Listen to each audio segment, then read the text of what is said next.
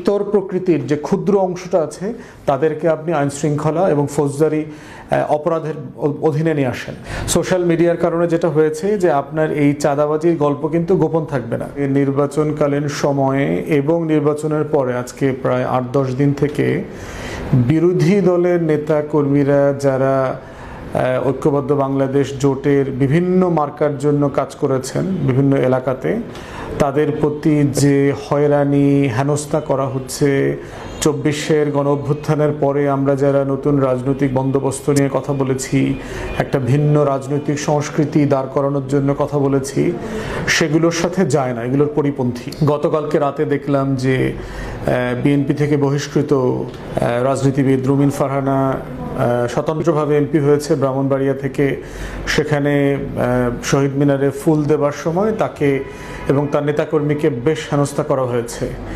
এর আগেও দেখলাম বিভিন্ন জায়গাতে জামাত শিবিরের নেতাকর্মী, এনসিপির নেতাকর্মী, এবি পার্টির নেতাকর্মী, খেলাফতে মজলিস থেকে যারাই যেখানে কাজ করেছে তাদেরকে কারা ভোট দিয়েছে, কারা ক্যাম্পেইন করেছে, কারা সাথে ছিল, পাশে ছিল, এত ভোট কিভাবে পেল, এই ধরনের ঘটনার সাথে যাদেরকে খুঁজে পাওয়া যাচ্ছে তাদেরকে বাড়িতে গিয়ে হুমকি দেওয়া হচ্ছে, মারধর করা হচ্ছে, আহত করা হচ্ছে, ইভেন মিথ্যা মামলার তালিকা পর্যন্ত থানায় জমা দিয়ে আসছে। এদেরকে মিথ্যা মামলায় ঢুকায় দিতে হবে। তো এই ঘটনাগুলো সারা বাংলাদেশে ঘটতেছে। তো আমরা এই ঘটনাগুলোর জন্য মাননীয় প্রধানমন্ত্রী এবং স্বরাষ্ট্রমন্ত্রীকে আহ্বান জানাচ্ছি যে আপনার দলের এই নেতাকর্মীদেরকে সিরিয়াসলি নিয়ন্ত্রণ করেন। চাঁদাবাজির যে কি পরিমাণ ভিডিও আসতেছে বিভিন্ন জায়গায় আমরা দেখতে পাচ্ছি, রিল লাইভ চাঁদাবাজি করতেছে।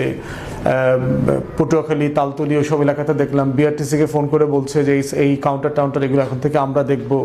আপনার দলের যত ছ্যাঁচড়া নেতাকর্মী আছে সারা দেশে এই ইতর প্রকৃতির যে ক্ষুদ্র অংশটা আছে তাদেরকে আপনি আইন শৃঙ্খলা এবং ফৌজদারি অপরাধের অধীনে নিয়ে আসেন।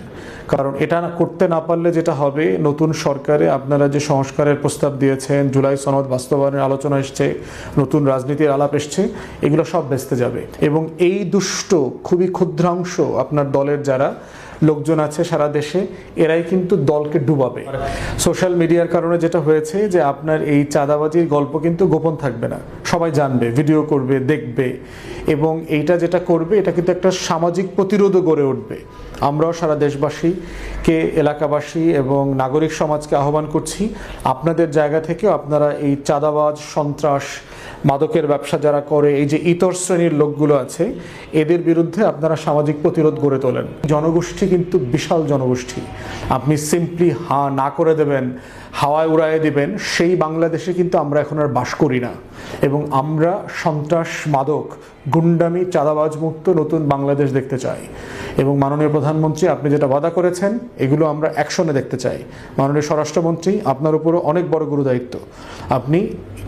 আপনাকে যে লম্বা সময় ধরে আমরা দেখেছি, আপনি এই আইনের শাসনটা এনশিওর করবেন।